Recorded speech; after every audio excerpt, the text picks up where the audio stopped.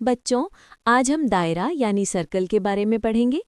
आज हम दायरे से जुड़े ये सब अहम हिस्से सीखेंगे। दायरा, दायरे का मरकज़, दायरे का निस्फ कुतर, दायरे का कुतर, दायरे का वतर।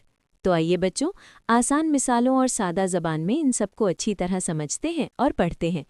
दायरा एक ऐसी हमवार बंद शक्ल है जिसके तमाम नुक्ते एक ही मुकर्ररा नुक्ते से बराबर फासले पर होते हैं। मिसालें: सिक्का, गाड़ी का पहिया। अब हम देखेंगे दायरे का मरकज़।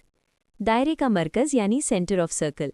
तारीफ़: दायरे के दरमियान मौजूद वो नुक्ता जिससे दायरे के तमाम किनारों का फासला बराबर हो, दायरे का मरकज़ कहलाता है। मरकज़ दायरे का सबसे अहम हिस्सा होता है।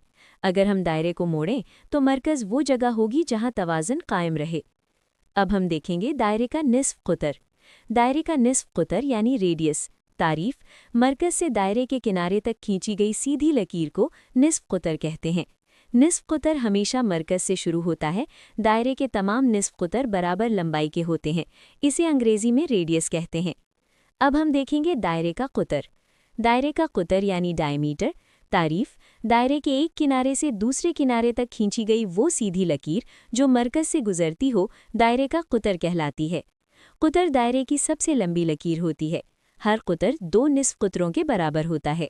फॉर्मूला: कुतर बराबर 2 गुणा निस्फ कुतर। मिसाल: अगर निस्फ कुतर 4 सेंटीमीटर हो तो कुतर बराबर 8 सेंटीमीटर। अब हम देखेंगे दायरे का वतर। दायरे का वतर यानी कॉर्ड। तारीफ़: दायरे के किसी भी 2 किनारों को मिलाने वाली सीधी लकीर को वतर कहते हैं, या दायरे के अंदर तिरछी लकीर जो किनारे से किनारे तक जाए वो वतर कहलाती है।